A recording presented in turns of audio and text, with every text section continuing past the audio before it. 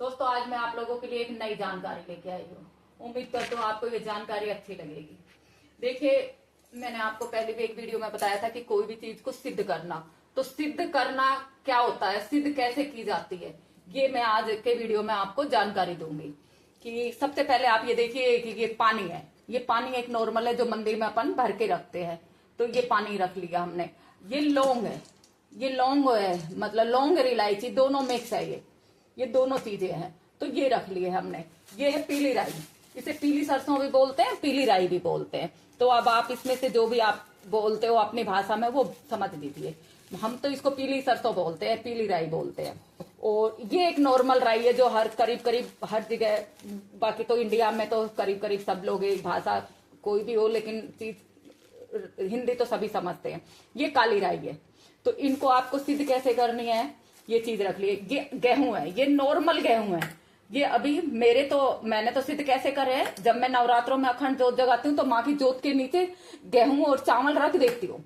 तो वो जब 9 दिन तक अखंड जोत जुड़ती है, 9 दिन 11 दिन, तो उसमें ये सिद्ध हो जाते हैं। तो इनको मुझे इतना कुछ करने की जरूरत नहीं पड़ती है। तो अब आप लोगों को क्या करना होगा कि जैसे नॉर्मल गेहूं आपने रख लिए या चावल रख लीजिए। चावल भी आपको बिल्कुल साबुत लेने, खंडित नहीं होने चाहिए, बढ़िया चावल लेना। उसके बाद आपको क्या करना है, आप सुबह या शाम को एक ही टाइमिंग में, यदि आप सुबह 6 बजे पूजा कर रहे हैं तो वो 6 बजे के 6:05 हो सकते हैं, 6:20 नहीं हो सकते। एक ही टाइमिंग रखेंगे। और यदि शाम को कर रहे हैं तो शाम को भी आप एक ही टाइमिंग रखेंगे। दोनों समय में एक ही टाइमिंग रखेंगे, कोई ऊपर नीचे नहीं करेंगे समय को। उस समय आप बैठेंगे, पूजा करेंगे। 11 दिन का आप संकल्प लेंगे। संकल्प में आपको क्या करना है कि हाथ में जल लिया, 1 रुपए का सिक्का लिया, थोड़े से अक्षत लिए और आपको अपना नाम बोलना है। आप वैसे अनमैरिड है तो आपको पिता का नाम बोल रहा है, मैरिड है तो पति का नाम बोलना है, अपना गोत्र बोलना है, अपना हाउस स्थान बोलना है, कंट्री बोलनी है, सब कुछ बोलना है। और उस जल को आप जमीन पे छोड़ दीजिए। ये आपने संकल्प ले लिया। अब 11 दिन के लिए आपको कोई चीज सिद्ध करनी है। मान लीजिए आप सारी चीज भी एक साथ रख सकते हो। उसके अलावा यदि आपको एक एक चीज सिद्ध करनी है तो वो आपकी इच्छा है।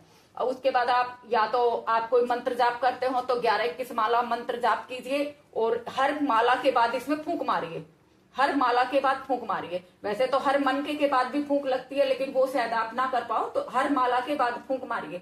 जिस आप तीनों चीजों में, जैसे ये जो भी मैंने 5 आइटम रखे हैं, तो इन 5 आइटम में आपने जैसे रख लिए, आप हर माला के बाद फूंक मारते रहिए। अब आपने 21 माला जाप की और आपने 21 बार हर चीजों पे फूंक मार दी। 21 बार आपने सब चीजों को फूंक मार दी, तो ये आपकी चीजें सिद्ध हो रही है। जब 11 दिन आपके हो जाएंगे, इसके अलावा आपको भोग जरूर देना है। जिस भी इष्ट के नाम की आप माला करते हो, जिसके नाम की जोत जगाते हो, तो आपको भोग जरूर देना। और कुछ भी नहीं बनता है तो एक मीठा पान या लौंग पतासा तो जरूर देना है, लौंग पतासा जरूर देना। उसके बाद ये जब चीजें सिद्ध हो गई, 11 दिन आपने ये सब किया, सिद्ध हो गई। इसके बाद आपको यूज में कैसे लेना है। अब बात आती है कि यूज में कैसे लेना है। आप घर में आपके कलेश हो रहा है, आप पीली राई, ये काली राई लीजिए। शाम के समय आप अपनी हथेली पे रखिए, लेफ्ट हैंड में रखिए और राइट हैंड के अंगूठे से मसलते मसलते मसलते मसलते आप पूरे घर में आप घूमेंगे। 7 राउंड आप लगाएंगे और उसके बाद उसको घर के बाहर फेंक दीजिए। आपके घर के कलेश शांत हो जाएगा। उसके बाद यदि आपके घर में कोई बीमार चल रहा है, या कोई आपके घर में नेगेटिविटी महसूस हो रही है, या आपके घर में नजर महसूस हो रही है, या आपको कोई ऐसा लग रहा है कि हाँ कुछ अलग हटके हो रहा है मेरे परिवार में, तो आप घर में महसूस हो रहा है, तो आप ये राई लेंगे और इसको ना आप अपने घर से 7 बार उसारेंगे, या तो आप घर के बाहर रख के इसको कपूर के साथ जला दीजिए। और यदि जलाना नहीं चाहते हैं तो कहीं बाहर चौराहे पे पटक दीजिए। चौराहे पे भी नहीं जाना चाहते हैं तो आप घर के बाहर मेन रोड पे सीधे हाथ फेंक दीजिए। वो किसी की ठोकरों में आएगी तो आपकी नेगेटिविटी, आपके घर की जो भी एनर्जी है, अच्छी बुरी, अच्छी तो कहीं जाएगी नहीं, बुरी जो नेगेटिविटी है वो सब बाहर निकल जाएगी। तो ये राई ऐसे यूज में लेनी है। अब नंबर आता है आपको लौंग इलायची का। लौंग इलायची आपने सिद्ध की है, तो लौंग इलायची को कैसे यूज में लेनी है। यदि आपको किसी के नजर लग गई है, किसी बच्चे के नजर लग गई है, या कोई हल्का फुल्का बुखार है, तो आप उसमें से 5 लौंग लीजिए और बच्चे के या किसी जिस भी पे कोई बीमार है उसके ऊपर से उसारिए और उसको कपूर पे डाल के जला दीजिए। तो ये लौंग ऐसे काम में लेनी है। आप इसको चाय में कूट के भी दे सकते हो। इलायची भी आप चाय में, दूध में कैसे भी दे सकते हो, तो उससे आराम मिल जाता है।